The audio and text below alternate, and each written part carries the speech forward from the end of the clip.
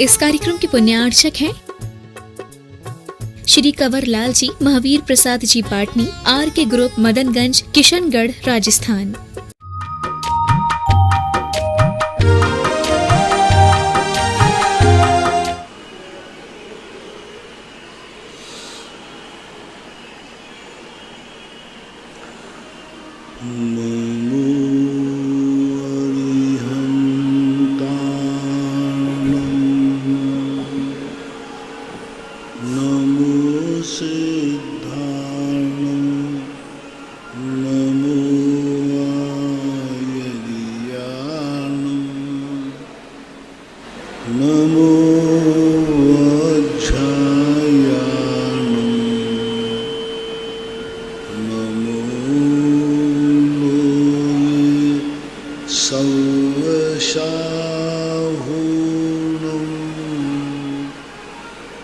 पंच परमेष्टि भगवान की जय।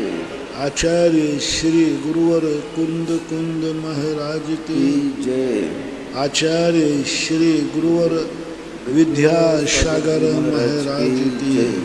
परम पूज्य अध्यापक श्रवण मुनि श्री सुधासागर जी महाराज की जय। जय। परम पूज्य महासागर जी महाराज की जय।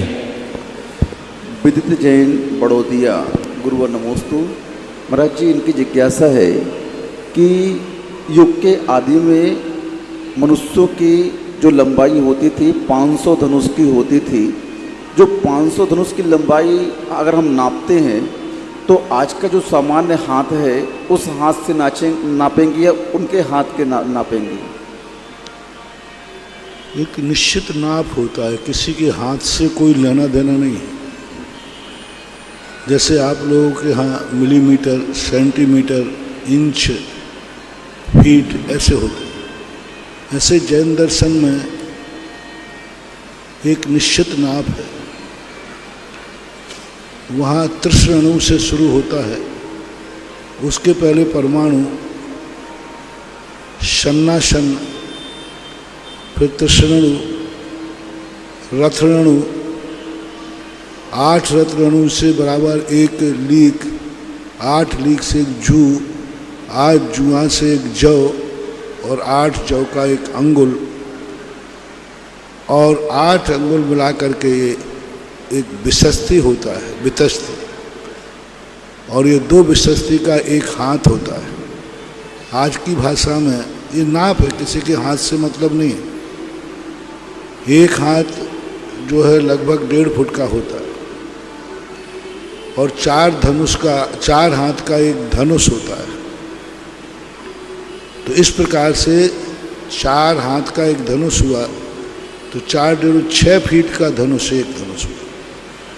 अब 6 फीट का एक धनुष है तो 500 धनुष कितने के हो गए? उसी हिसाब से आप लगा लीजिए, 6 पंचे 30, 3000 फीट की काया थी। किसी के हाथ से मतलब नहीं है उसका।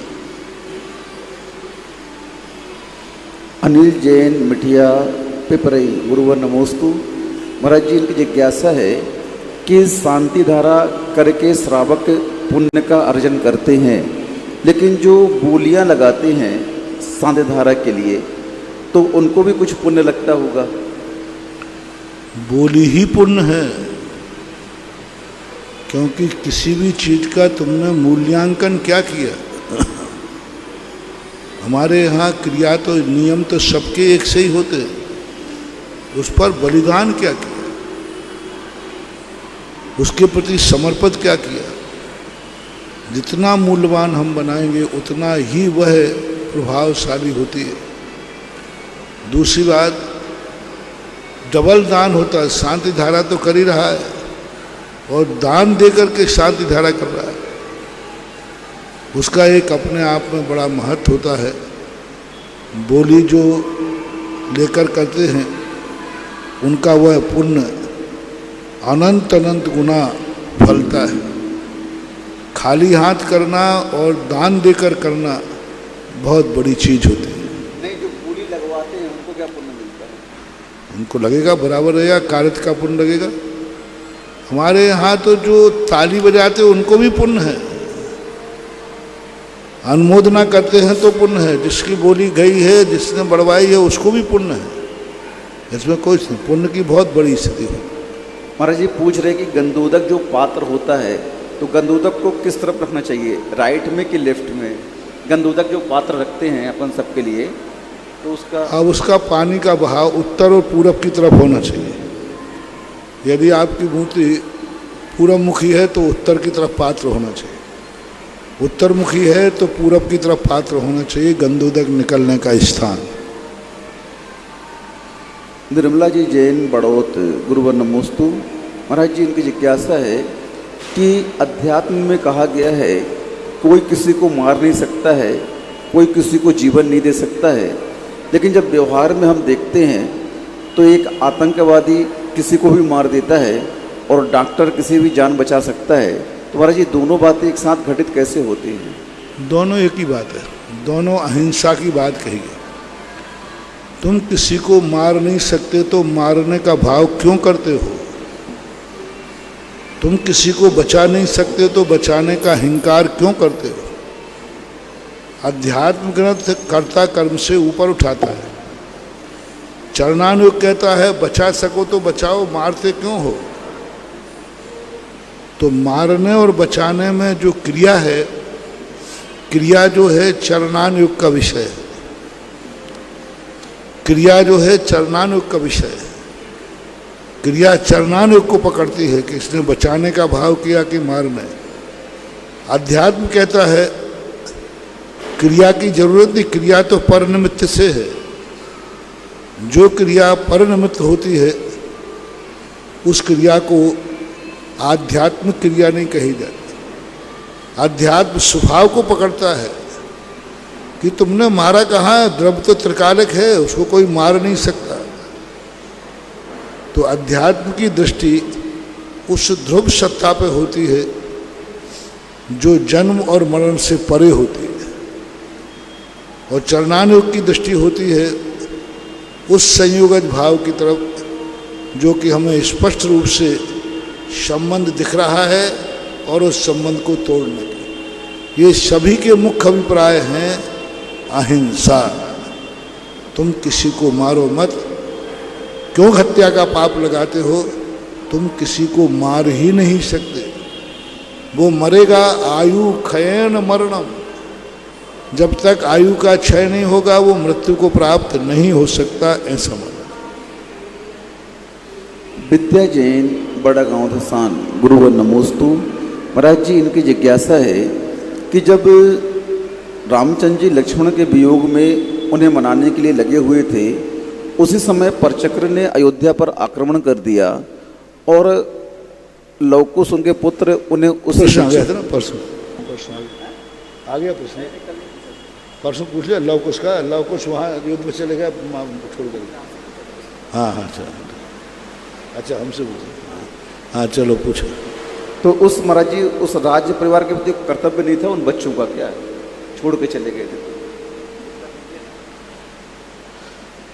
जब रामचंद्र जी लक्ष्मण को अपने कंधे पर लिए रो रहे थे, उसी समय अयोध्या पर युद्ध हो गया। लवकुश राम को उसी दशा में छोड़कर चले गए। राजा जो होता है, राजा को राज्य ही सब कुछ होता है।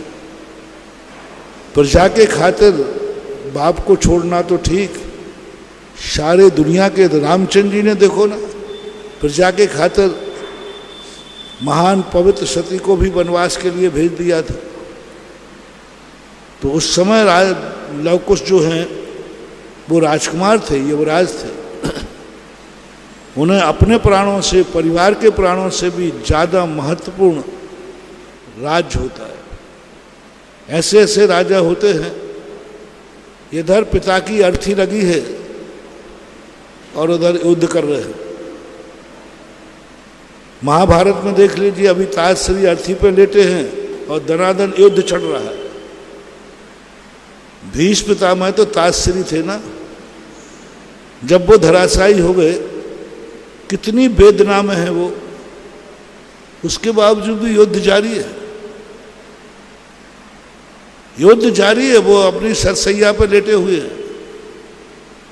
तो राजनीति ये कहती है कि जब तुम राजगद्दी के पद पे हो तो सर्वश्रेष्ठ तुम्हें राज्य है, राजगद्दी। कमेटियों में हम कहते हैं हमेशा कि कमेटी में जो पदाधिकारी बनते हैं, जिस संस्था का वो पदाधिकारी बने, उस संस्था में उनका इतना समर्पण होना चाहिए। एक और पिता की अर्थी लगी हुई रखी हुई है, और जिस संस्था के तुम पदाधिकारी हो वहाँ मीटिंग है, जरूरी काम है, तो वह सही पदाधिकारी पिता की अर्थी को छोड़ देगा और क्षेत्र की कमेटी में जाकर के भागीदार हो, वो कहलाते कार्यकर्ता। पिता की अर्थी में नहीं जाएगा, वो तो मर ही चुके हैं, कोई भी चला सकता है। इस समय मेरी जरूरत मंदिर के लिए है, मेरी जरूरत मेरे तीर्थ क्षेत्र के लिए है। मेरे बिना भी अर्थी जल सकती है, लेकिन मेरे बिना तीर्थ कमेटी का कार्य नहीं होगा। तो सच्चा कार्यकर्ता होगा वो पिता की अर्थी में नहीं जाएगा क्योंकि अर्थी में नहीं जाने से क्या बिगड़ने वाला है, वो तो जलना है। ऐसा समर्पण जिन लोगों का हो जाए, वे इतना पुण्य कमाते हैं, इतना पुण्य कमाते हैं। तुम लोग तीर्थ क्षेत्र कमेटियों में, मंदिरों में, ट्रस्टों में ट्रस्टी तो बन जाते हो, मीटिंग में ही नहीं जाते हो। क्षेत्र का कितनी बर्बादी होती, क्षेत्र का कितना नुकसान होता है, ये सब कर्जा है। जिस पदाधिकारी, जो जिस क्षेत्र का पदाधिकारी है, उसमें 1 रुपये का भी तुम्हारे अभाव के कारण दुरुपयोग हो गया, वो तुम्हारी जिंदगी बर्बाद कर देगा। कच्चे पारे के समान फूट फूट के निकलता है, क्योंकि तुम पदाधिकारी थे। जनता ने तुम्हारे ऊपर विश्वास किया था, दान तुम्हारे विश्वास से लोगों ने किया था, चलो कमेटी है, और तुमने ही प्रमाद कर दिया। वो सब तुम्हारे खाते पर जमा बनेगा। आजकल जितने पदाधिकारी जो कमेटियों में पंच, इनकी सदगति क्यों नहीं होती? क्योंकि ये इतनी बेईमानी से काम करते हैं पदों पर, इतनी बेईमानी से। मार पदों की हुकूमत ले लेते हैं, उस पद का कोई चिंता नहीं करते, कर्तव्य का निर्वाह नहीं करते, क्योंकि उनको बस पद के लेके बैठ गए और काम कुछ करना नहीं। इससे बहुत मान हुआ। मैं तो अपने भक्तों से सदा कहता हूँ, कमेटी में आओ मत, किसी संस्था के ट्रस्टी मत बनो, जिम्मेवार व्यक्ति मत बनो। यदि बने हो तो ऐसे बनो कि पिता की अर्थी में जाना पड़े तो उसको छोड़ देना, और जिस संस्था के तुम पदाधिकारी हो उस संस्था की मीटिंग में पहले जाना। इतनी औकात हो तो फिर कार्य करना चाहिए। यहाँ तो घर में थोड़े ब्याई जी आ जाए तो भी पट्टा छोड़ देवे, थोड़े घूमने जाना है तो भी पट्टा छोड़ देवे। कहाँ जा रहे? बोले साहब फलाने स्थान पर घूमने जा रहे हैं। ये मजाक नहीं है। समाज के तीर्थ क्षेत्रों के ट्रस्टियों के कमेटी में आना, पदाधिकारी में आना कोई हंसी मजाक नहीं है। जिनको नहीं लेते हैं उनको बहुत बुरा लगता है।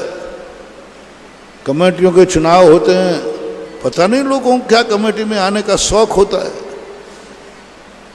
और जिसको कमेटी में नहीं लिया जाए उसको बुरा लग जाए, समझ लेना कि ये बेईमान सदस्य है, ये नियम से बर्बाद होगा।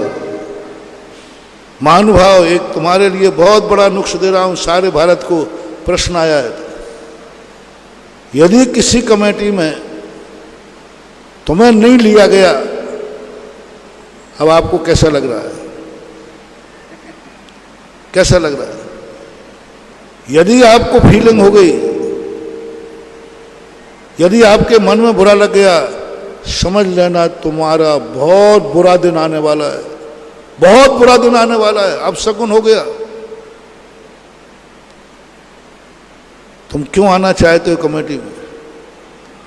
कमेटी ने नहीं लिया, किसी ने नहीं लिया, तो तुम्हें कहना चाहिए बहुत अच्छा हुआ, क्योंकि मैं ईमानदारी से समय नहीं दे पा रहा था, एक पाप से बच गया, एक अनर्थ से बच गया, एक कलंक से बच गया, मैं बर्बादी से बच गया।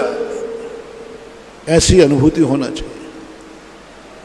और या फिर इतनी तैयारी करके रहना चाहिए कि नहीं, चाहे कुछ भी हो जाए, किसी भी संस्था के पद पर रहूंगा तो मुझे सबसे पहले मुख्य वो संस्था होगा। पिताजी अपने संकट में पड़े हैं, चाचा मृत्यु शैया पर है, पिताजी लक्ष्मण को कंधे पर लेके घूम रहे हैं और लव कुश राज्य की रक्षा करने के लिए चल पड़े हैं। यह है क्षत्रिय धर्म। चारों तरफ देवताओं में जय जयकार हो गए कि ऐसा होता है क्या? पिताजी इस दुर्दशा में हैं, चाचा मृत्यु शैया पर लेटे हैं और लव कुश जाकर के युद्ध में चला गया। दुश्मन ऐसे मौके की तलाश करता है। वो क्या सोचता है कि इस समय लव कुश अपने पिताजी के में लगे होंगे, पिताजी अपने भाई के मोह में लगे होंगे, इस समय आक्रमण करो, बस वही संधि देखता है, राजनीति कुछ नहीं देखती। इसलिए हमेशा ध्यान रखना, एक ही बात का नियम करो, समय है तो लो, और संस्थाओं में कभी भी फीलिंग मत करो। मैं तो तुरंत बहुत जल्दी परीक्षा करता हूँ। जिन व्यक्तियों को कमेटियों में, संस्थाओं में नहीं लिया जाता है मेरे पास, तो मैं तुरंत देखता हूँ कि अच्छा कार्य करता है कि बुरा। उसको फीलिंग, मुझे तो लिया ही नहीं गया, मेरे में तो क्या था।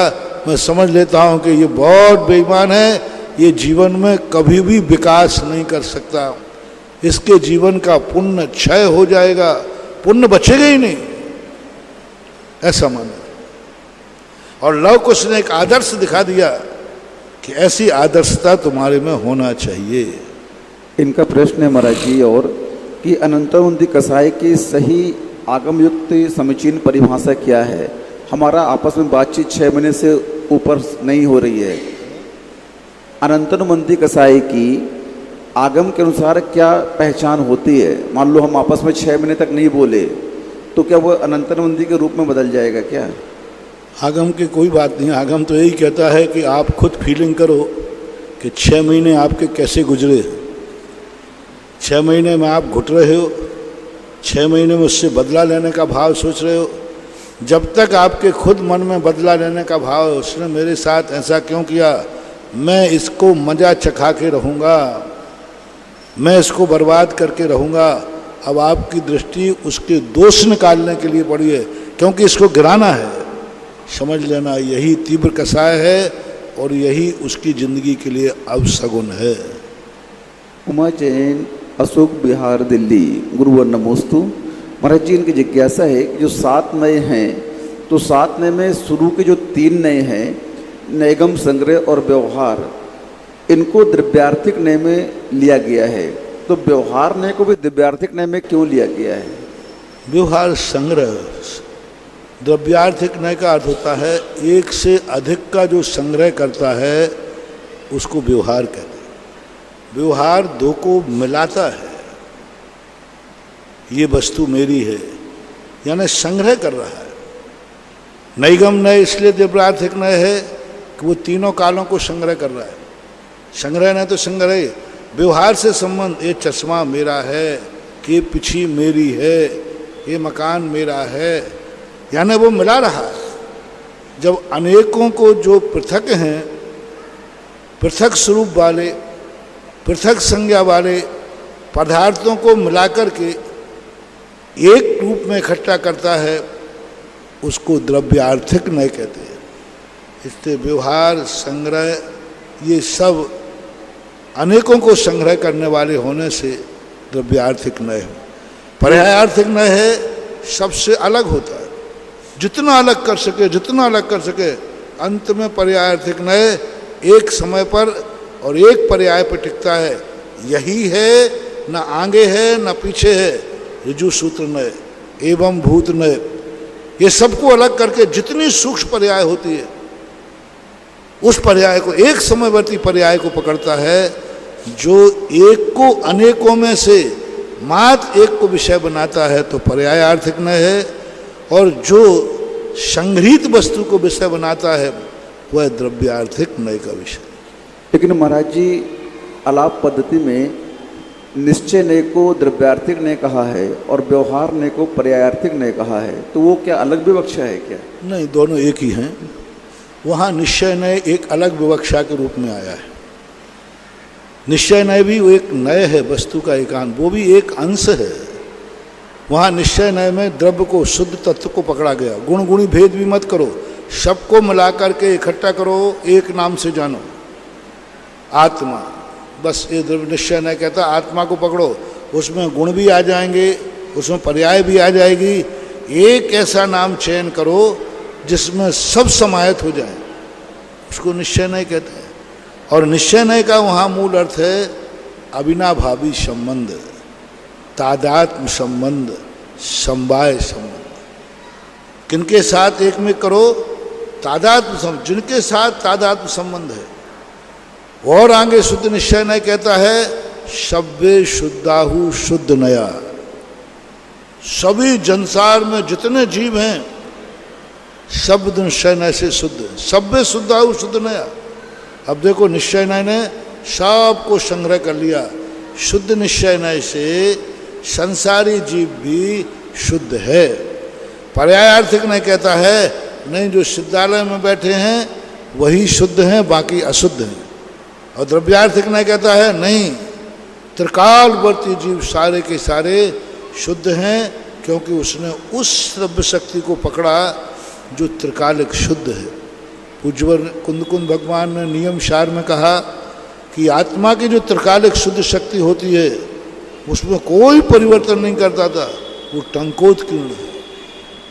और वो जो टंकोत्कीर्ण शक्ति है उसको निश्चय नय पकड़ता है, और वही शक्ति जब व्यक्त हो जाती है तो पर्यायार्थिक नय पकड़ता है। अरविंद जैन, जयपुर। गुरुवर नमोस्तु। महाराज जी, इनकी जिज्ञासा है कि मंदिर में जब शांति धारा होती है इनके यहाँ, तो एक व्यक्ति शांति धारा शुरुआत करता है और 20 पुजारी वहाँ पर पूजन अभिषेक करने वाले रहते हैं, तो 20 लोग एक एक करके शांति धारा करते हैं, और अंत में इन्हें जो पहले शुरू करता है उसके हाथ में आ जाती है। तो महाराज जी, इस प्रकार से शांति धारा करने पर क्या कोई पुण्य मिलेगा? अब ये व्यवस्था है महानुभाव, जैसे कोई हाँ 100 करो ना, ये सब भावनाओं के ऊपर, व्यवस्थाओं के ऊपर आधारित है। श्रेष्ठ यही है, एक व्यक्ति को ही निरंतर शांति धारा करना चाहिए, शेष लोगों को हाथ जोड़ करके अनुमोदना करना चाहिए। तुम लोग शांति धारा करते हो और मैं ये वायदा करता हूँ जितनी अभी तक शांति धारा करना तुमने पुण्य कमाया हो उससे कई गुना पुण्य मैंने एक दिन भी शांति धारा नहीं की, और सबसे ज्यादा पुण्य मुझे मिलता है। और एक भी नहीं किया मैंने अभी तक, तुम्हें पता होगा कभी मैंने शांति धारा की क्या? क्यों? आप लोग करते हो, और मैं हाथ जोड़ करके अनुमोदना इतनी जबरदस्त करता हूं कि करने से भी ज्यादा पुण्य मेरे खाते आ जाता है, क्योंकि मैं गदगद हो जाता हूं। धन्य है वह व्यक्ति जो आज भगवान का नहन कर रहा है। धन्य है ये भगवान जिनका गंधोदक हजारों लोगों की जिंदगी को बनाएगा, हजारों लोगों की जिंदगी को मेटेगा। मैं तो अभिषेक के समय भगवान से, भगवान आपकी इस काया से ऐसी शक्ति प्रस्फुट हो जिसके माथे पर लगे वही जीवन धन्य हो जाए। और होता है, मैं तो यही भावना कर रहे भगवान, ये जल नहीं निकल रहा है, अमृत की धारा निकल रही है, जो आपके चरणों से बहता हुआ जब सिर की तरफ आता है, देखते देखते भाव आता भगवान ये जल नहीं गंधोदक है। जल तो घाव पर डाल दो तो पश पड़ जाए, और आपको चरणों के छूकर निकले तो कोड़ी भी कंचन काया हो जाती है। तो अब यहाँ पर मुझे पुण्य क्यों? क्योंकि मेरा आह्लाद भाव है, मेरा आनंद भाव है, मैं उस पर अनुमोदना कर रहा हूँ, और उसकी महिमा को अंदर से देख करके आनंदित होता है। इस व्यक्ति ने कितना पुण्य किया है जो आज भगवान का नहन कर रहा है। इसके हाथ धन्य है, इसका धन धन्य है, इसका जीवन धन्य है कि आज ये वो कार्य कर रहा है जो मुनिराज से भी बड़ा है। एक मुनिराज ने, आचार्य परमेष्ठी ने 1000 दीक्षाएं दी, मुनि बनाया, और एक कार्य किया, मुनि बन गए 1000, और एक श्रावक ने गंधोदक बनाया। 2 पलड़े पर रखे हैं, एक और 1000 मुनिराज, एक और गंधोदक। इन दोनों में से सबसे ज्यादा पूजनीय कौन है? वे 1000 मुनिराज के गंधोदक। अधिक पूजनीय कौन है दोनों में? जल्दी बोलो ना, बोलो। गंधोदक। क्योंकि वो गंधोदक इतना पूज्य है कि महाराज भी अपने सिर पर धारण करते हैं। तो आचार्य तो मुनि महाराज ही बनाते हैं, तुम्हारे हाथों से तो इतना बड़ा कार्य होता है जिसे आचार्य भी अपने सिर पे धारण करते हैं। देखो कितना बड़ा कार्य। तुम्हारे द्वारा बनाया हुआ गंधोदक इतना पूज्य है, जो जगत पूज्य है, सारी दुनिया उनको पूजती है, वे भी उस गंधोदक को पूजते हैं, माथे पर धारण करते हैं। ऐसा भाव मेरे मन में आता है, क्या इस श्रावक का पुण्य है। अभी ये गंधोदक जिस जल को मैं छू भी नहीं रहा हूं, और इसके द्वारा जैसा अभिषेक किया जाएगा, यही गंधोदक मैं अपने माथे पर धारण करके अवभाग्य मानूंगा। तो आनंद की एक अनुभूति है, आनंद ही सब कुछ है। कैसा लग रहा है वो करके? अवभाग। छोटा सा भी व्रत हो, व्रत कोई छोटा बड़ा नहीं होता, कैसा लग रहा है? बस ऐसे आनंद की अनुभूति आए कि सब कुछ मिल गया, व्रत नहीं। जितना जितना व्रत लेकर खुश हो गए, वही वस्तुतः निर्जरा का कारण है और वही आनंद है। लेकिन महाराज जी, इस प्रश्न के अनुसार जो शांति धारा कर रहे हैं 20 पुजारी, वो मुफ्त में कर रहे लगता है, कोई बोली के माध्यम से नहीं कर रहे, इसलिए सबके हाथ में कलश जा रहा है। तो महाराज जी, इस प्रकार से शांति धारा करने, मुफ्त में करने में क्या पुण्य लगेगा उनको? बोली तो कुछ ना कुछ लगनी चाहिए, द्रव्य उनका। मैंने कहा कि व्यवस्थाएं हैं, व्यवहार है। आगे कुंवर साहब हैं, पीछे ब्याई जी हैं, आगे ब्याई जी हैं, पीछे कुंवर साहब हैं। तो अब नहीं देवे पीछे कलश तो कुंवर साहब बुरा मान जाए। चलती का नाम गाड़ी है, चल रहा है, व्यवहार के नाते कहना ही पड़ता है कि साहब आप भी आ जाओ। तो ये व्यवहारिकता है, ऐसा बात। इंजीनियर राकेश जैन, वसुंधरा नगर, दमोह, गुरुवर नमोस्तु। महाराज जी की जिज्ञासा है कि जिन प्रतिमा की एक बार प्रतिष्ठा होने के बाद में क्या पुनः दोबारा उसकी प्रतिष्ठा हो सकती है? प्रतिमा की एक बार प्रतिष्ठा हो गई, फिर पुनः दोबारा प्रतिष्ठा हो सकती है क्या? है, प्रसिद्धता है। हमारे शास्त्रों में लिखा है, प्रतिमा को यदि चोर ले जाए, प्रतिमा यदि जमीन में गिर जाए, प्रतिमा को चांडाल आदि मांसाहारी जीव छू लें, तो उसकी पुनः प्रतिष्ठा कही गई। पुनः प्रतिष्ठा का अर्थ अलग है, उसकी विधि भिन्न है। एक तो पूरी प्रतिष्ठा होती है गर्भ से जन्म तक, जो द्वारा मूल प्रतिष्ठा की जाती है उनकी पुनः प्रतिष्ठा हो सकती है, जिसे छेदों पे स्थापना बोलते हैं। एक मुनिराज बनने के बाद कुचित कदाचित किसी कारण से मुनिपद की बराधना हो जाए तो उनकी पुनः दीक्षा हो सकती है। इसी प्रकार तीर्थंकर की पुनः प्रतिष्ठा होती है, उसकी विधि का अलग रूप होता है, वो विधि पंडित लोग करते हैं। श्रीमती माधुरी जैन, बनगांव, जिला दमोह, गुरुवर नमोस्तु। महाराज जी ये कह रहे हैं कि आचार्यों ने कहा है कि पुण्य और पाप दोनों संसार की बेड़ियां हैं।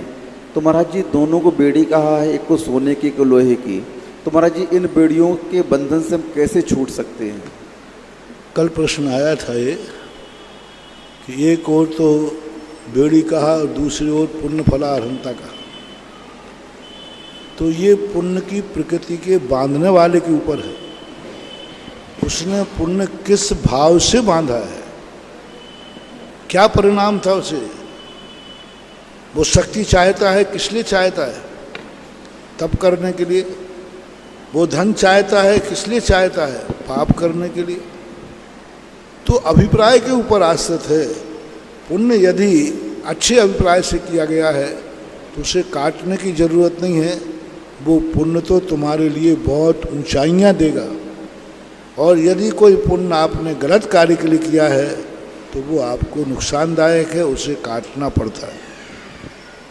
आत्मशोधन क्या है, सच्चा सुख क्या है, कहाँ है, किस प्रकार प्राप्त होगा, ऐसे प्रश्नों का समाधान है जिज्ञासा समाधान। जिज्ञासा समाधान के प्रणेता निर्यापक श्रमण मुनि पुंगव श्री सुधा सागर जी महाराज के पवित्र पावन चरणों में चंद्रोदय तीर्थ क्षेत्र पर विराजमान सभी भक्तों की ओर से, जिनवाणी और सुधा कलश पर सुन रहे सभी भक्तों की ओर से त्रिकाल बार नमोस्तु भगवन, नमोस्तु भगवन, नमोस्तु भगवन। प्रथम जिज्ञासा के लिए आमंत्रित है शेखर जी जैन, कल्याणोदय तीर्थ, नसीराबाद। तैयार रहेंगे शशि जैन, बेगमगंज।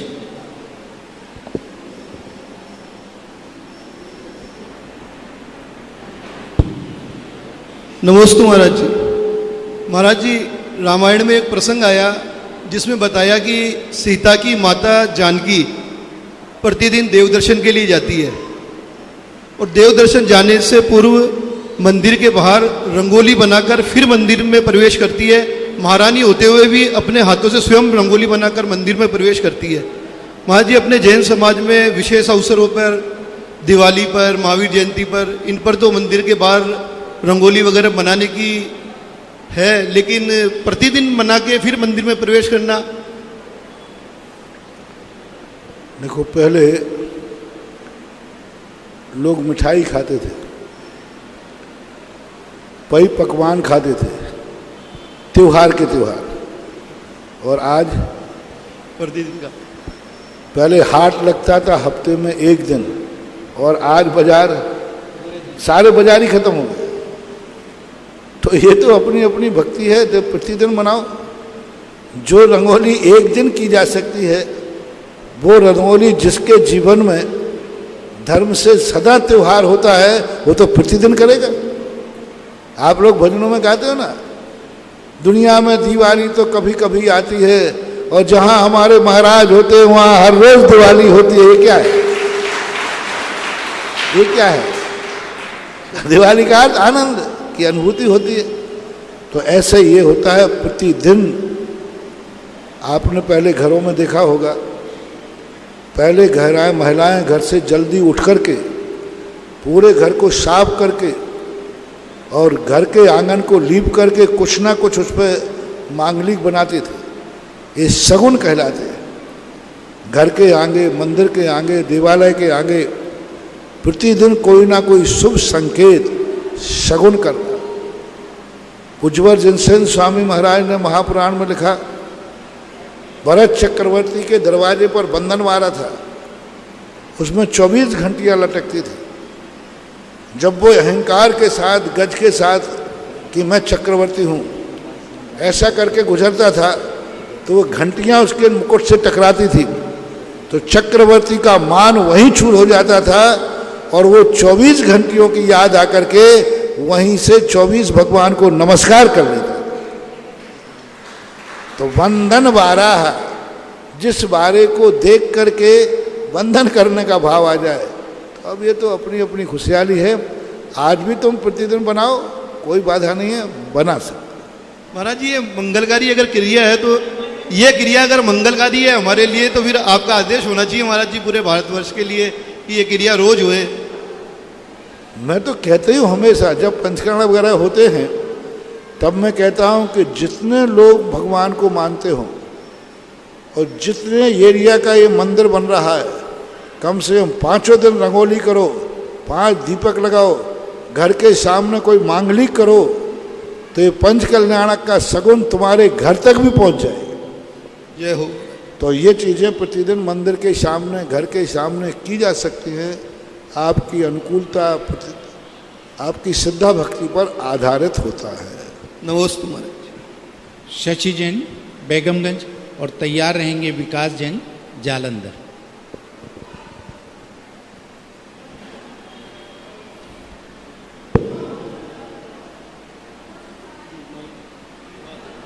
देखना भैया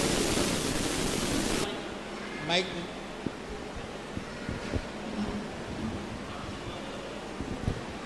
नमोस्तु महाराज जी, मेरी तरफ से नमोस्तु महाराज जी। मेरी परिवार की तरफ से नमोस्तु महाराज जी। बीनागंज जैन समाज की तरफ से त्रिवार नमोस्तु नमोस्तु नमोस्तु। महाराज जी मेरा प्रश्न है कि भक्तामृत जी के पाठ में 48वें काव्य में किसी जनवाणी में विविध वर्ण लिखा है तो स्तोत्रम तब जनेन्द्र गुणई निबंधा। 48 वाले काव्य में स्तोत्रम तब जनेन्द्र गुणई निबंधा भक्त्या मया विविध वर्ण विचित्र पुष्पम। किसी में रुचिर वर्ण लिखा है, किसी में विविध वर्ण लिखा है, फिर क्या ठीक बोला है। है? भक्ताम वर विविध वर्ण विचित्र पुष्पाम, हाँ तो कहीं विविध आया है, कहीं विचित्र आया है। हाँ रुचिर आया है। दोनों में कोई अंतर नहीं है। विचित्र का अर्थ भी विभिन्न प्रकार के और विविध का अर्थ भी विभिन्न प्रकार के। अब इनमें से सही कौन है? हाँ। दोनों में से जो तुम पढ़ो वो ही सही है, नमोस्तु महाराज जी। क्योंकि मात्राओं में भी कोई अंतर नहीं है, अर्थ में भी कोई अंतर नहीं। नमोस्तु महाराज। विकास जैन जालंधर और तैयार रहेंगे विपन जैन हाट पीपलिया। मेरे गुरुदेव के चरणों में सकल दिगंबर जैन समाज जालंधर छावनी पंजाब की ओर से कोटि से नमोस्तु भगवान। नमोस्तु मेरे गुरुदेव, नमोस्तु मेरे गुरुदेव। गुरुदेव, हमारे समाज के पढ़े लिखे बच्चे अपनी मर्जी से लव मैरिज करते हैं, जिसका खामियाजा पूरे परिवार के साथ साथ पूरे समाज को भुगतना पड़ता है, क्योंकि ज़्यादातर केसों में अजैन लड़की थोड़ा सा स्पष्ट करें, माइक को व्यवस्थित करें। गुरुदेव, हमारे समाज के पढ़े लिखे बच्चे अपनी मर्जी से लव मैरिज करते हैं, जिसका खामियाजा पूरे परिवार के साथ साथ पूरे समाज को भुगतना पड़ता है, क्योंकि ज़्यादातर केसों में अजैन लड़की जैन धर्म और उसके संस्कारों को स्वीकार नहीं करती और आगे चलकर पूरा परिवार धर्म से विमुख हो जाता है। लेकिन जो युवा दिगंबर जैन समाज की बहू घर लाते हैं और उनमें भी अधिक भौतिक इच्छाओं, युवा दिगंबर जैन समाज की बहू घर लाते हैं और अधिक भौतिक इच्छा और वधू पक्ष के माता पिता के हस्तक्षेप से तलाक छोटी उम्र में हो रहा है। ऐसे में परिवार की सहमति से कम उम्र में दोबारा विवाह करके श्रावक अभिषेक पूजन और महाराज जी को क्या आहार दे सकता है? नमोस्तु गुरुदेव। पहली बात इसमें ये सबसे बड़ी बात है कि व्यक्ति जब लव मैरिज करता है तो लव मैरिज करने के समय उसको विचार करना चाहिए, और उसके कारण पूरे परिवार को भुगतना पड़ता है। नहीं भुगतना पड़ता। आपके शरीर में यदि उंगली खराब हो जाए तो डॉक्टर क्या कहता है? उसको काट दो, अलग करो उसको। अब तुम कहो कि वो तो नहीं लगी भी रहे तो पूरा शरीर सड़ेगा। जब ऐसी घटनाएं कोई गलत ढंग से कर लेते हैं तो उसका परित्याग कर देना चाहिए। परित्याग करने से पूरे परिवार को नहीं भोगना पड़ेगा। कितना भी गलत कर ले, कितना भी गलत कर ले, बस एक ही शब्द है, संबंध तोड़ देना चाहिए। अब तुम खुद मोह के कारण नहीं तोड़ना चाहते हो, तुम खुद कहते हो नहीं मेरी उंगली कम हो जाएगी, तो फिर पूरी जिंदगी कम कर दो। जब उंगली सड़ जाती है तो एक उंगली कम करना श्रेष्ठ है मरने की अपेक्षा। जब तुम्हारे घर में कोई परिवार ऐसी गंदगी हरकत कर लेता है जो कुलाचार के विरुद्ध है, धर्माचार के विरुद्ध है, फिर तुम आहार देने लायक, भगवान के अभिषेक करने लायक नहीं रहोगे। ऐसा कोई कर लेता है तो उसका परित्याग कर देना चाहिए। फिर कोई भी कानून, कोई भी परिवार, कोई भी साधु पूरे परिवार का बहिष्कार कभी नहीं करता। परिवार का बहिष्कार जब होता है, एक ने चोरी की और तुम सब चोरी में साथ दे रहे हो तो सभी अपराधी हो कि नहीं? इसलिए कोई भी नहीं है, ये सब गलत बातें हैं। आप परित्याग करिए उसको। क्या आप उसको अच्छा मानते हैं? जिस दिन पहले दिन आपने सुना था परिवार में किसी बच्चे ने गलत ढंग से शादी की, तो सुनते ही तुम्हें कैसा लगा था? बुरा लगा था महाराज जी। इसका अर्थ कार्य तो गलत है ना। यदि अच्छा कार्य होता तो सुनते ही क्या लगता वकील साहब? यदि बेटा कोई अच्छा कार्य करता हो, सुनते ही एकदम क्या लगेगा? और कोई गलत है, सुनते ही तुम्हें क्या लगा था? अरे चक्कर आ गया था, दिन में तारे दिख गए थे, और कितना क्रोध, तूने ये किया। यही तुम्हारी जो अंदर की वेदना बता रही है कि ये कार्य गलत है, जिसे आप पसंद नहीं करते। फिर आप मोह के कारण से उसका परित्याग नहीं करते। आज भी यदि माता पिता इस प्रकार के बच्चे बच्चियां हरकतें करते हैं, उनका परित्याग कर दे, तो मेरा कहना है ऐसी दुर्घटनाएं 100% से उतरकर मात्र 1-2% रह जाए। कुछ नहीं, तू मेरा नहीं, मैं तेरा नहीं। माँ बापों को ये सोचना चाहिए, मैं तुझसे 25 साल से प्रेम कर रही हूँ माँ, 25 साल से माँ बाप तुझसे प्रेम कर रहे हैं, उनको तुमने ठुकरा दिया और एक साल 4-2 दिन के अंदर एक छोरा छोरी से प्रेम हो गया तो माँ बाप का प्रेम ठुकरा दिया। तो उस समय हिम्मत करना चाहिए। माँ बाप के कारण से ये गलतियां हो रही है। माँ बाप उसको छोड़ते नहीं, मोह है, एक ही तो छोकरा है, एक ही तो छोरी है, तो हम मरो, अब अपने आप में भोगो। उसके लिए क्या है, हिम्मत करो, त्याग करो। समाज को बचाना है, आगे आने वाले बच्चे बच्चियों को बचाना है, तो कठोर दिल करके त्याग कर दो।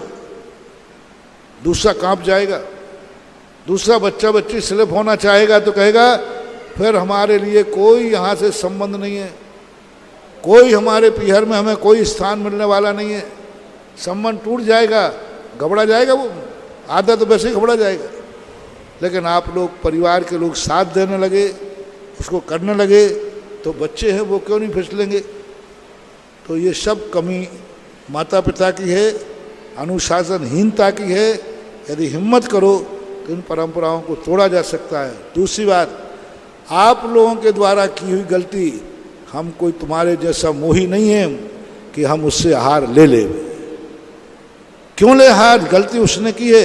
यदि सही था तो फिर तुम्हें झटका क्यों लगा, सही था तो तुम्हें बुरा क्यों लगा, फिर महाराजों को क्यों घसीटना चाहते हो। ठीक है, तुम्हारी मजबूरी होगी तो रहे, साधु इस मार्ग का समर्थन करेगा।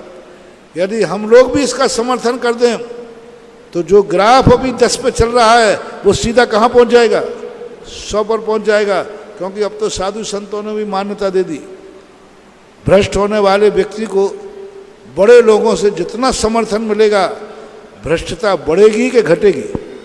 लेकिन गुरुदेव, अगर दिगंबर जैन समाज के ही परिवार से विवाह हुआ है और माता पिता के अति हस्तक्षेप के कारण वो विवाह टूट रहा है मजबूरीवश, तो श्रावक चाहता है कि मैं अभिषेक पूजन ना छोड़ूं, महाराज जी को आहार दूं, उस दशा में श्रावक क्या कर सकता है? कौन कौन? तलाक वाले, विधवा वाले? अगर दिगंबर जैन समाज के परिवार से ही वर वधू का रिश्ता हुआ है, अपने जैन समाज में, दिगंबर जैन में, और वर वधू के पक्ष की ओर से हस्तक्षेप हो रहा है, ज्यादा मतलब हस्तक्षेप के कारण मैं समझ नहीं पा रहा मैं वकील साहब।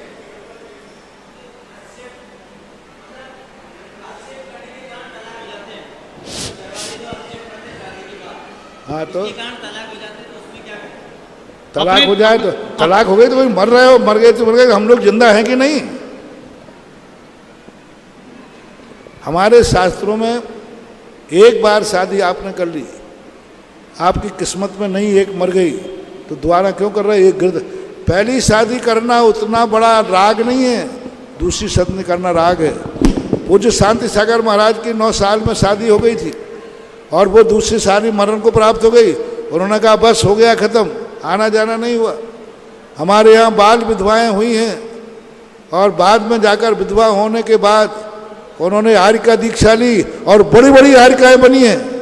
अभी पंचम काल में, अभी 10, 25, 50 साल की बात करें तो मार्ग दूसरा अपनाओ, शिथिलाचार को मार्ग अपना करके धर्म को मत मोड़ो, धर्म के अनुसार चलो, धर्म को अपनी समस्याओं के अनुसार मत चलो। विपिन जी जैन, हार्ट पिपलिया, तैयार रहेंगे। एलिस जैन, आरोन। नमोस्तु गुरुदेव। मेरी शंका यह है कि संकट आने पर, किसी के जीवन में संकट आने पर सामने वालों को दोषी ठहरा जाए तो इसमें कर्मों का उदय सामने वाले का रहेगा या फिर अपना रहेगा, और इससे बचने के लिए क्या करना चाहिए? दोनों का है, सामने वाले का तो है ही, और तुम्हारे लिए नए कर्म का बंध हो रहा है, कोई तुम्हें दोषी ठहराएगा।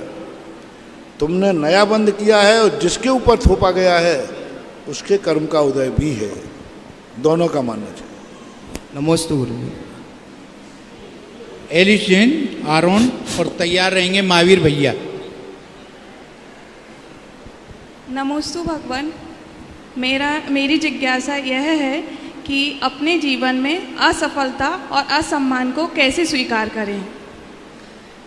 मेरी जिज्ञासा यह है कि अपने जीवन में असफलता और असम्मान को कैसे स्वीकार करें। असफलता और असम्मान को कैसे स्वीकार करें।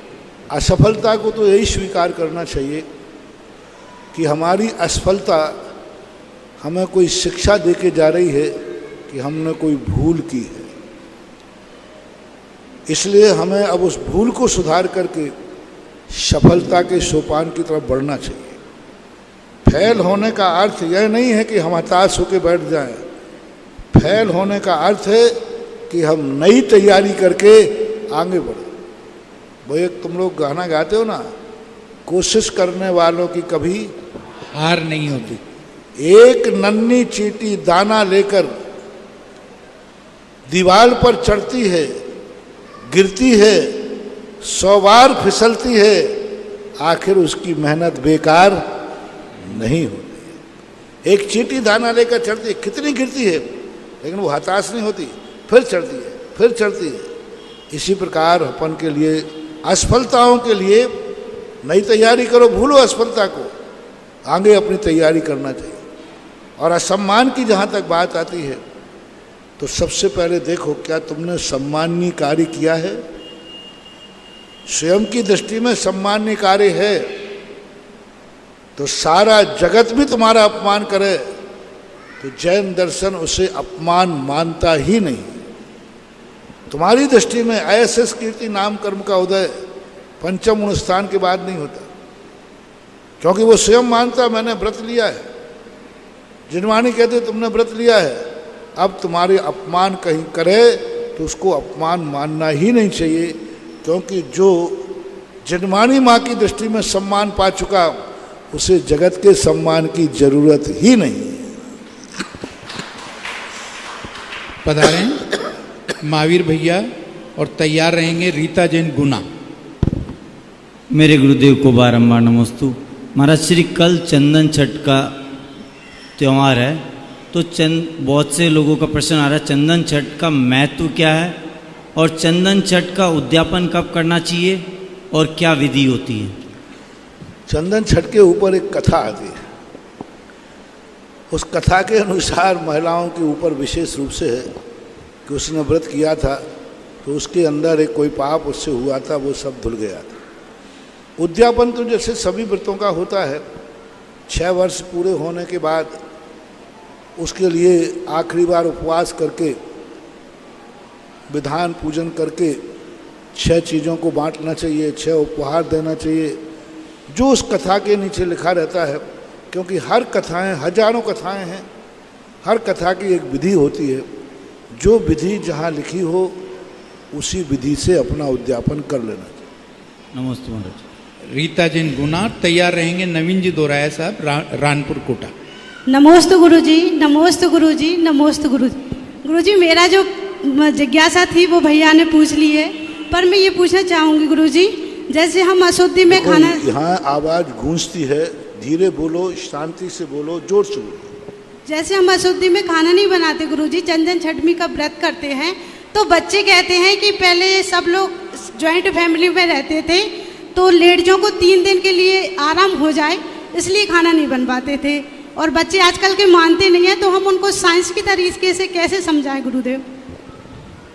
जो 3 दिन खाना नहीं बनाती तो पहले तो क्या है समझा देते थे, अब बच्चे ये कहते हैं कि साइंस के तरीके से समझाते हैं, ये नेचुरल है तो इसको ऐसा उनका सोच गलत है। संयुक्त लेते थे इसलिए अलग करते थे, ऐसी बात नहीं है। दोष तो दोष ही होता है। जिस दोष को शास्त्रों में सर्वसम्मति से स्वीकार किया जाता है उसमें ये नहीं होता। वहाँ ये नहीं था कि संयुक्त परिवार था इसलिए सुविधा थी, ऐसी बात नहीं है। उसका दोष बहुत बड़ा दोष है। इस संबंध में मैं ज़्यादा बोल नहीं पाऊँगा, लेकिन ये दोष बहुत बड़ा दोष है। इस दोष से बचना चाहिए, सावधान रहना चाहिए, इसके दुष्प्रभाव होते। अशुद्धि पर आप इतने से ही अंदाज लगा लीजिए, मुनि महाराज की इतनी तपस्या होती है इतनी साधना होती है, उन्हें कोई अशुद्ध कपड़ों में पहन करके आहार दे देवे तो क्या फर्क पड़ता है। मान लो आप अशुद्ध पैंट शर्ट पहनो, इन्हीं कपड़ों से आहार दे दो, मैं तो इतना शुद्ध हूँ, क्या फर्क पड़ता है। तब जिनवाणी ये कहती है, जिनका मन शुद्ध है, वचन शुद्ध है, काया शुद्ध है, सब कुछ शुद्ध है, उन्हें अशुद्ध कपड़े देने पर भी मुनराज की साधना बिगड़ सकती है। तो जिन स्त्रियों की अशुद्धि के समय पूरी काया ही अशुद्ध है, उनके हाथ का पानी लेने से तुम्हारी जिंदगी बिगड़ सकती है, सब कुछ बिगड़ जाता है। ऐसे हाथों से भोजन करने वालों की मति भ्रष्ट होती है। बुढ़ापे में ये पागल होकर मरते हैं, विक्षिप्त होकर मरते हैं, ऐन मौके पर इनकी बुद्धि काम नहीं करती। ऐसी उलझन में उलझ जाते हैं कि उनको रास्ता सामने है लेकिन दिखता नहीं, क्योंकि उन्होंने ऐसे अशुद्ध माता पिता या परिवार की महिलाओं के हाथ से कभी पानी पिया हो, भोजन किया हो। आजकल तो क्या कहें, पहले 3 दिन तक महिला घर से बाहर नहीं निकलती थी, कोई पुरुष छूना तो छोड़ो, देखता भी नहीं था। छूने की बात तो छोड़ो, उसको चेहरा भी नहीं देखता था। आज तो सब शॉपिंग पे जा रहे, आज तो सब घूमने जाते हैं कि गाड़ी पर, उधर महिलाओं को छू कर आते, इधर महाराज को छूते हैं या शास्त्र छूते हैं। क्या करें, अशुद्ध कम महिला के लिए तो छू भी नहीं सकते आप, देखने का भी मना किया है। ऐसा से कमरे में 3 दिन व्यतीत करो, और आज उनके साथ तुम घूमते हो, शॉपिंग करने जाते हो, बाजार जाते हो, और उन्हीं को गाड़ी में बैठे बैठे फिर आकर महाराज को छूते हो, शास्त्र छूते हो, मालाएं छूते हो, जाप छूते हो, मंदिरों में आते हो। कितना अनर्थ हो गया, सारे मंदिरों के अतिशय खत्म हो गए। कितने अनर्थ होते हैं। आज तुम लोग उन्हीं को छूकर मंदिर में आते हैं, महिला तो मंदिर नहीं आती है, लेकिन ऐसी महिलाओं को छू करके तुम लोग मंदिर आते हैं कि नहीं? आते हैं। बाजार में गए थे, शॉपिंग करने गए थे। तो ये अब सब अनर्थ हो रहे हैं। इन्हीं अनर्थों के कारण लोगों की बुद्धि भ्रष्ट हो रही है, उन्हीं अनर्थों के कारण बच्चों के ऐसे परिणाम हो रहे हैं, इन्हीं अनर्थों के कारण मंदिरों के अतिशय समाप्त हो रहे हैं, इन्हीं अनर्थों के कारण महाराजों के तुम्हारा नमोस्तु बेकार हो रहा है। ऐसी दशा हो जाए तो पुरुष को भी जब तक मंदिर नहीं जा सकता, यदि अशुद्ध महिला का स्पर्श हो गया है तो उस पुरुष को पूरे मय वस्त्रों के स्नान करना पड़ेगा, नहा करके ही वो मंदिर जा सकता है। नहाने के बाद मय वस्त्रों के दूसरे कपड़े वस्त्र पहन करके ही मुनिराज को छू सकता है। उनका कमंडल भी जब ही छू सकता है जब वो स्नान कर लेवे। अब आप लोग खुद ईमानदारी से पूछो किन किन के ऐसे नियम हैं, और कौन लोग अपने परिवार में अशुद्ध महिला का स्पर्श करने के बाद भी, उनके साथ गाड़ी में ट्रैवलिंग करने के बाद भी महाराजों को छूते हैं, कमंडल छूते हैं, मालाएं छूते हैं, मंदिरों में जाकर वेदी को छूते हैं, पुण्य चढ़ाते हैं, श्रीफल चढ़ाते हैं। क्या मिलेगा? कुछ नहीं मिलने वाला। नमस्ते गुरु जी। नवीन जी दोहराया और तैयार रहेंगे आस्था जैन चंदेरी।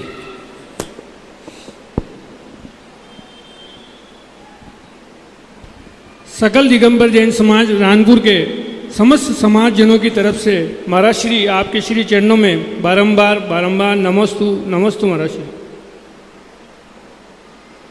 महाराज श्री रानपुर मंदिर की बेदी प्रतिष्ठा के समय आपके आगमन से जो अभिनव चमत्कार सा हुआ वो पूरे कोटा शहर में और देश में चर्चा का विषय बन गया कि एक छोटे से गांव में रानपुर में महाराज जी पहुंचे और 2 दिन रुके और बड़ी प्रभावना हुई।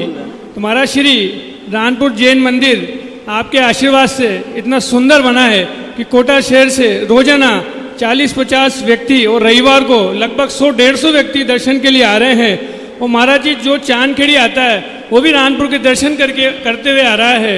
महाराज श्री मेरा प्रश्न ये है कि रानपुर मंदिर में विराजमान प्रतिमा का ही अतिशय है या हम सभी की भक्ति का भी है?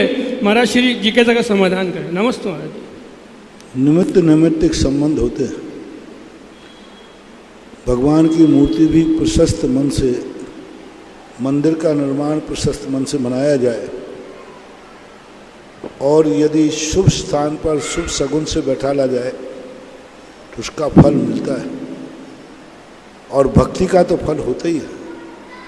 मुख्यतः भक्ति का फल ज़्यादा होता है, मूर्ति का फल उसमें निमित्त बन जाता है। क्योंकि अतिशयकारी मूर्ति होने पर भी यदि भक्ति में हीनता है तो फल नहीं मिलेगा। तो भक्ति की प्रमुखता के साथ मूर्ति का भी निमित्त होता है। नमस्ते महाराज। आस्था जैन चंदेरी और तैयार रहेंगे ललित कुमार जी जैन पिड़ावा। जिनवाणी चैनल ने 15 मिनट और समय हमारा आज की जिज्ञासाओं को देखते हुए, जिस तरह की जिज्ञासा आई हैं भक्तों के लिए, 15 मिनट का समय और उन्होंने बढ़ाया है। पधारें आस्था जैन चंदेरी। नमोस्तु महाराज जी, मेरी जिज्ञासा है कि लड़कियों को सर्विस करना कहाँ तक उचित है और क्या चिकित्सा में करी गई सेवा भी सर्विस के क्षेत्र में आती है? लड़कियों का सर्विस करना कहाँ तक उचित है? आगे चिकित्सा के क्षेत्र में दी गई सेवा भी क्या सर्विस के क्षेत्र में आती है? चिकित्सा क्षेत्र में दी गई सेवाएं भी क्या सर्विस में आएगी? किसमें? सर्विस के अंदर मानेंगे क्या? सर्विस में मानी जाएगी क्या? चिकित्सा के अंदर कोई सेवाएं अगर दी इन्होंने, महिला ने, तो क्या उसको सर्विस के अंदर माना जाएगा क्या? धर्म क्षेत्र में? कौन से क्षेत्र में दी चिकित्सा से? लड़कियों का सर्विस करना कहाँ तक उचित है? ये तो प्रश्न हो गया, आगे आप बोल रहे थे ना। चिकित्सा के क्षेत्र में दी गई सेवा क्या सर्विस के अंतर्गत आएगी? इनका कहना है कि लड़कियां जो सर्विस कर रही है वो कहाँ तक उचित है, और अगर चिकित्सा के क्षेत्र में लड़कियां सर्विस दे रही है, नौकरी कर रही है, तो क्या उसको सर्विस माना जाए या उसको सेवा माना जाए? देखो, मेरे से कहलवा करके उपद्रव में मत पड़ो। कुछ बातें ऐसी हैं कि साधु से मुख से मत कहलवाओ, क्योंकि साधु उस सिद्धांत पे चलता है जो सत्य है, और तुम्हारी जिंदगी सत्य पर नहीं चलती, तुम्हारी जिंदगी परिस्थितियों पर चलती है। हम तो यही कहेंगे और कहते हैं, नारी को हर चीज़ का ज्ञान होना चाहिए, लेकिन नारी को कभी आजीविका में नहीं उतरना चाहिए। आपातकाल के लिए तैयार रहना चाहिए, लेकिन शौक से नहीं करना चाहिए। शौक से करती है नारी तो मर्यादा का भंग करती है, वो पीढ़ी का नाश करती है, वो बच्चों की जिंदगी बर्बाद करती है। क्योंकि नारी की शोभा है घर को संभालना, परिवार बच्चों को संभालना। पूरे जैनागम में स्त्रियों को नौकरी करने का प्रावधान नहीं मिला, लेकिन ऋषभ देव ने जब पढ़ाई की तो सबसे पहले ब्राह्मणी सुंदरी को पढ़ाया। चाणक्य ने लिखा है कि नारी को युद्ध में कुशल होना चाहिए, क्योंकि कभी भी युद्ध में उसका पति मर सकता है, तो तलवार उठा सकती है, जैसे कैकेयी ने, जैसे महारानी लक्ष्मीबाई। महारानी लक्ष्मीबाई जब तक उनके गंगाधर राव उनके पति थे, गंगाधर राव जब तक राजगद्दी पर रहे वो युद्ध पर नहीं गई। लेकिन जैसे गंगाधर राव का मरण हुआ, तैसे ही अंग्रेजों के सामने, गंगाधर राव का मरण होते ही अंग्रेज झांसी पर राज्य कर लेते, महारानी लक्ष्मीबाई ने जाकर तलवार संभाली, अभी मैं जिंदा हूँ, और युद्ध किए। और युद्ध करने के बाद जब उसकी सीमाएं थी तो जो कुछ हुआ वो सबको मालूम है। तो नारी को हर तैयार रहना चाहिए, लेकिन शौक से करना, ये कह के करना कि मैं तो बहुत पढ़ी लिखी हूँ, 50,000 रुपया महीना कमाऊँगी, रोटी बनाने वाली तो 5,000 में मिल जाएगी, 45,000 रुपया बचेंगे। उस नारी के लिए रोटी तो मिल जाएगी बच्चों को, लेकिन माँ के हाथ की रोटी नहीं मिलेगी। तो ऐसे बच्चे बड़े होकर बुढ़ापे में बेटे बहू की हाथ की रोटी नहीं मिलेगी, वो भी कहते हैं मम्मी पापा तुम्हारे लिए रोटी तो 5,000 का नौकर भी दे देगा, मैं तो 5 लाख रुपए कमाता हूँ। सारी सृष्टि बिगड़ जाएगी। तो धर्म की संस्कृति इसकी अनुमति नहीं देती है। चिकित्सा के क्षेत्र में करने वाले लोग, कोई भी चीज़ हो, जो चीज़ आजीविका के लिए की जाए वो सब नौकरी है, और जो सेवा के नाम से किया जाए वह वैयावृत्ति है, बहुत अच्छा है। ललित जी जैन पिड़ावा और तैयार रहेंगे सेलिटी जैन आरोन। मैं और मेरे परिवार की ओर से महाराज श्री को त्रिबार नमोस्तु नमोस्तु नमोस्तु। हम इधर उधर घूमते हैं, हम धार्मिक स्थान पर भी जाते हैं, रिश्तेदारी में भी जाते हैं, पर घर आने की सोचते हैं, लेकिन आत्मा में रमने की नहीं सोचते। ऐसा क्या कारण है? ये आपके तत्व दृष्टि की कमी है। व्यक्ति को जितना ज्ञान होता है उतना ही सोचेगा। एक बालक इतनी सोचता है कि माँ का उपयोग क्या है, ये मुझे दूध देगी बस। बड़ा होने के बाद सोचता है कि माँ का उपयोग यही नहीं कि वो रोटी देती है, माँ मुझे आशीर्वाद भी देगी। तो ये तो आपके ज्ञान के ऊपर आधारित है कि आप उस धर्म की सीमा कितना मूल्यांकन करते हैं, धर्म आपकी दृष्टि में कहाँ तक ले जा सकता है, ये निर्णय तो आपको स्वयं करना पड़ेगा। क्यों नहीं आत्मा का चिंतन करते हैं? ये तत्व दृष्टि की कमी है, रुचि की कमी है। सेलेटी जैन आरोन तैयार रहेंगे विमल चंद जी तालेड़ा।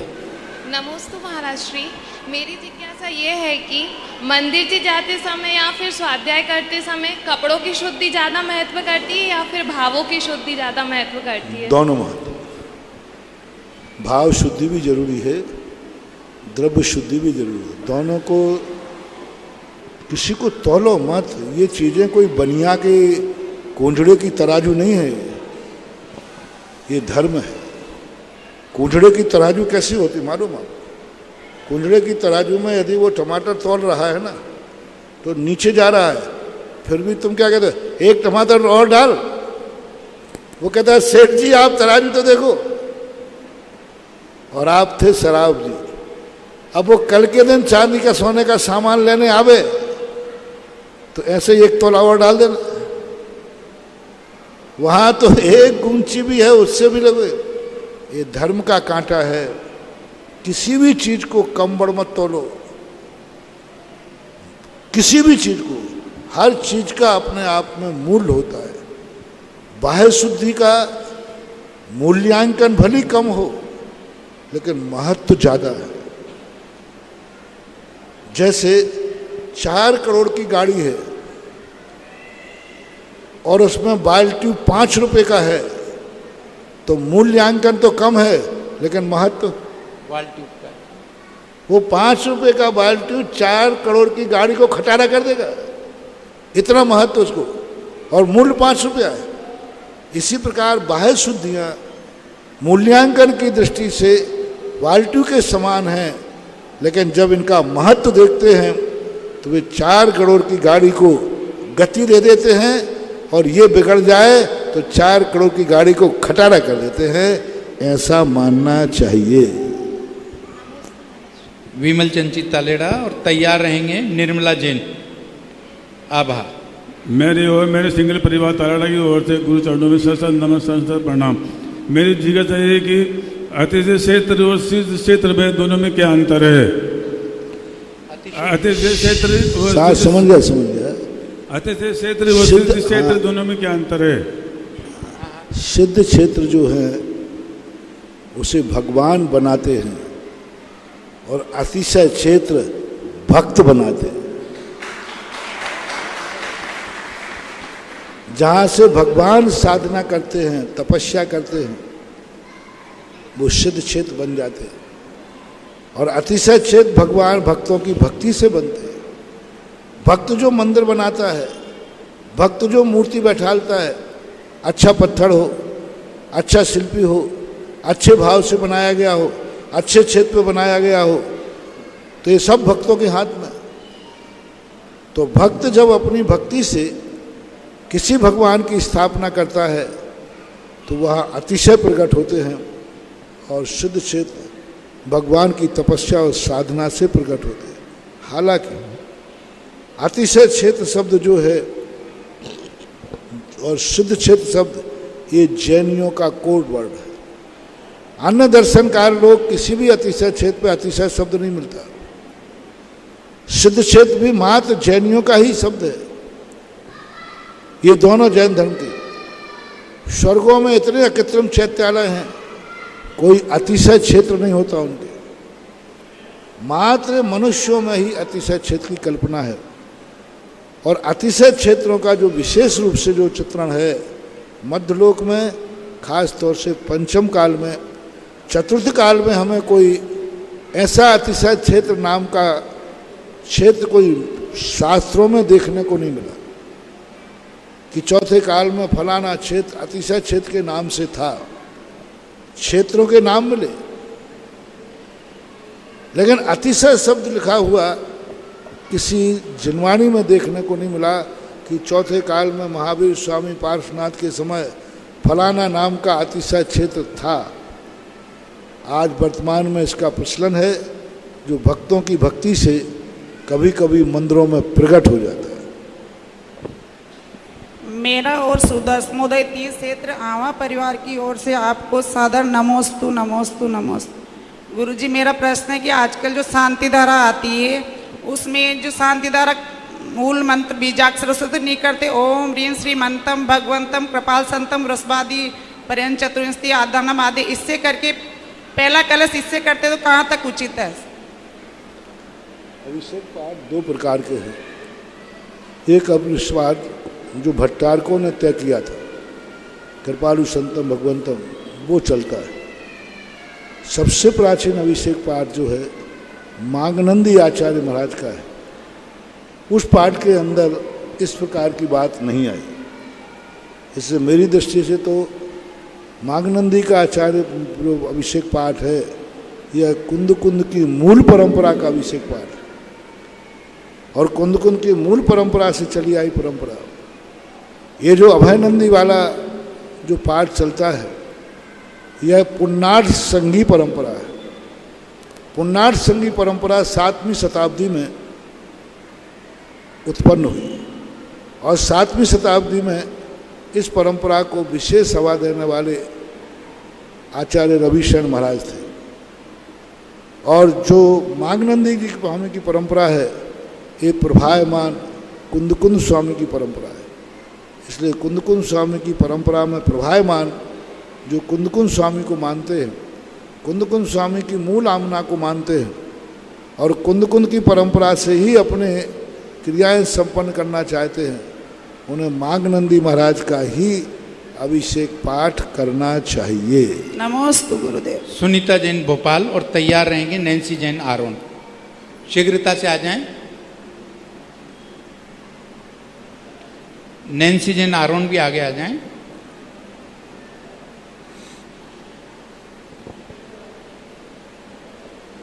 महाराज श्री के चरणों में मेरा और मेरे परिवार का त्रिवार नमोस्तु नमोस्तु नमोस्तु।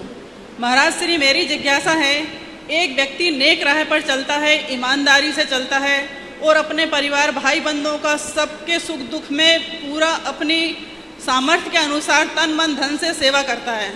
आगे जाकर वो अपने बड़े भाई का कहना गलत काम में साथ नहीं देता तो वो कहते तू मेरा काय का भाई। और एक बड़ा भाई अपने छोटे भाई को यदि व्यापार के लिए पैसा देता है तो उससे वो 4 गुना ब्याज के साथ पैसा मांगता है, और छोटे भाई की बीमारी में पैसा लगाता है तो ब्याज सहित मांगता है। तो ये कहाँ तक सही है? या तो पैसा दे या तो जमीन दे। और एक तरफ छोटा भाई बड़े भाई से पैसा लेता है तो ये सारी बातें जो है और जिंदेव के आगे झूठी कसम खाता, तो इसमें क्या? समझ गया। ये सारी बातें वो भी कर रहा है, कल उसने किया था सो कर रहा है। क्योंकि मैं अभी प्रातःकाल प्रवचन दे रहा हूँ, जब व्यक्ति स्वयं के ऊपर बीतती है तो सामने वाला बेईमान दिखता है, और यही कार्य कभी उसने किया होगा तो बड़ी खुशी से किया होगा। हमेशा ये विचार करना चाहिए, कोई भी यदि हमारे साथ गलत व्यवहार कर रहा है तो हमें ये सोचना चाहिए कि मैंने भी ये सब किया था। जब व्यक्ति स्वयं करता है तो अच्छा लगता है, जब दूसरा उसके साथ करता है तो बुरा लगता है। आज हमें बुरा लगता है क्योंकि हमारे साथ कोई गलत व्यवहार कर रहा है, जब भाई भाई अलग हो चुके हैं तो न्यारो पूत पड़ोसी दाखल, हमारी पूजा में लिखा है बेटा भी न्यारा होने के बाद पड़ोसी पे चला जाता है। अब ये अपने अपने व्यवहार की बात है, अपने अपने व्यवहार की बात है। संबंध ऐसे बिगाड़ लिए हैं कि आज भाई भाई से भी ब्याज का पैसा ले रहा है। संबंध ऐसे बिगाड़ लिए हैं कि भाई पड़ोसी को पैसा देना पसंद करेगा, भाई को नहीं, क्योंकि संबंध ही ऐसे बिगाड़े। वो कहता पड़ोसी को दे दूंगा, मेरे पास ऐसे केस है, महाराज मैं पैसे में आग लगा दूंगा, भाई को तो नहीं दूंगा। चोर डाकू ले जाए तो ले जाए, भाई को तो नहीं दूंगा। मैंने क्यों भाई? कहीं महाराज इसकी कहानी सुनोगे तो आप भी दहल जाओगे, इसने मेरे साथ क्या क्या व्यवहार किया है। इसलिए तो मैं कहता हूँ दुनिया से संबंध बनाओ मत, बनाओ तो बिगाड़ो मत। ना जाने कब किस समय किस मोड़ पर किसकी जरूरत पड़ जाए। लेकिन बिगाड़ते समय हमें तेरी कोई जरूरत नहीं है, तो हमेशा ये बातों को ध्यान रखना चाहिए। अब ये बातों को दोनों पक्ष सुने बिना किसी चीज का निर्णय करना न्यायालय का अपमान है। आपने अपना पक्ष सुना दिया, जिस पक्ष में सुनाया शायद उसका सुन लूं मैं, तो कहो मामले उल्टा हो जाए।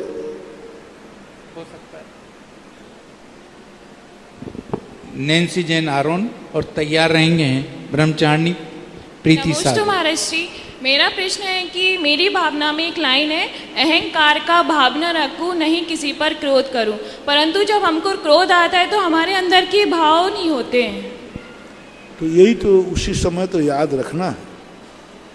सावधानी उस समय नहीं रखना जिस समय गाड़ी में कोई खतरा नहीं है। खतरा आ जाए उस समय क्या सावधानी रखना, इसी का तो नाम है। ये सब 12 भावना इसलिए नहीं पढ़ी जाती हैं कि जिस समय क्रोध नहीं आवे उस समय काम आवे। नहीं, स्वाध्याय इसलिए किया जाता है कि जिस समय क्रोधादि भाव आवे, उनके निमित्त मिलें, उस समय हमें ये पंक्तियां याद आना चाहिए। ऐसे नमस्ते। ब्रह्मचारिणी प्रीति सागर। सबके आराध्य गुरु के मुनि चरणों के बारंबार नमोस्तु। मेरी जिज्ञासा है, जिस प्रकार अवधि ज्ञान अवधि दर्शन पूरक होता है, उस प्रकार अवधि दर्शन किसके पूरक होता है? अवधि दर्शन ज्ञान तो पूर्वक होता है, दर्शन पूर्वक। दर्शन किसी पूर्वक नहीं होता। वो तो वो प्रथम दशा है जब आत्मा किसी भी चीज का सामान्य सत्तावलोकन करता है। यदि पूर्वक की परंपरा चली जाए तो गगन के समान आकाश में लहर लग जाए, फिर हम दर्शन के पूर्व कुछ बताएंगे तो उसके पूर्व, फिर उसके पूर्व, तो अनवस्था दोष आ जाता है। दर्शन किसी पूर्वक नहीं होता है, वो एक किसी वस्तु को जानने के पूर्व की प्रारंभिक प्रथम क्रिया है। ब्रह्मचारिणी सरिता दीदी सांगोर।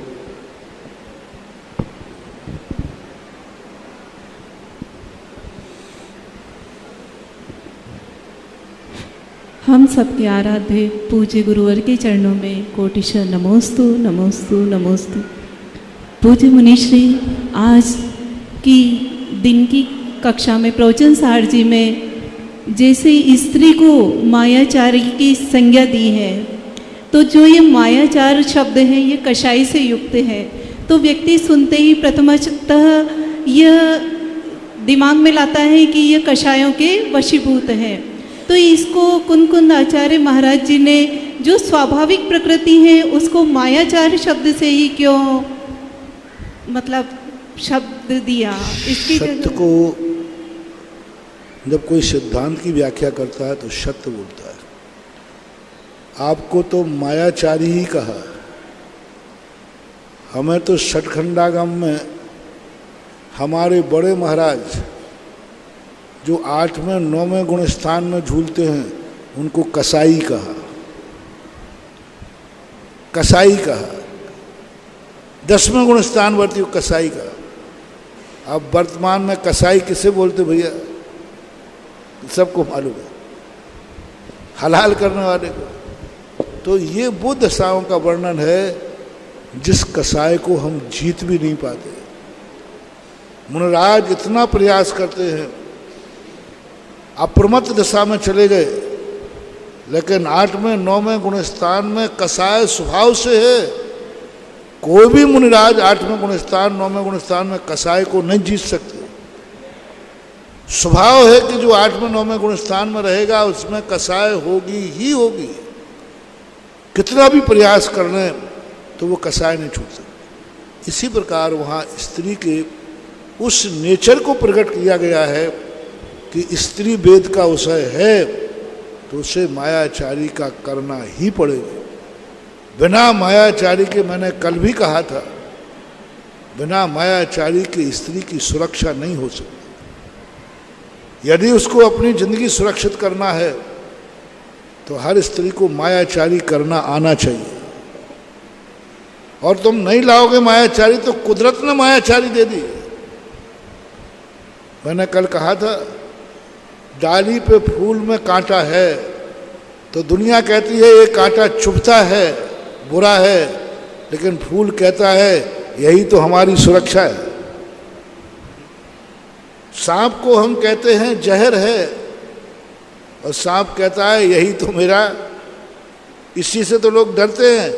नहीं तो सांप को तो हर व्यक्ति गले में डाला फिरे क्योंकि वो वैसे मुलायम होता है, सॉफ्ट होता है।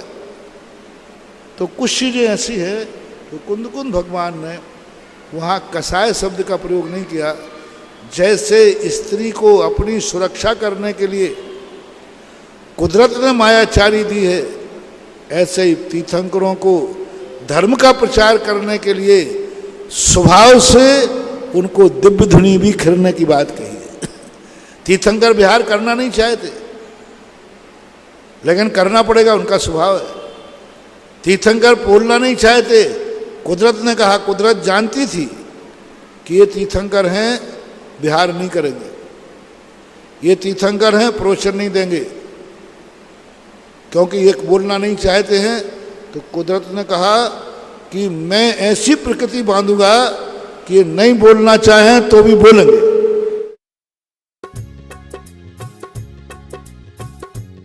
इस कार्यक्रम की पुण्यार्चक थे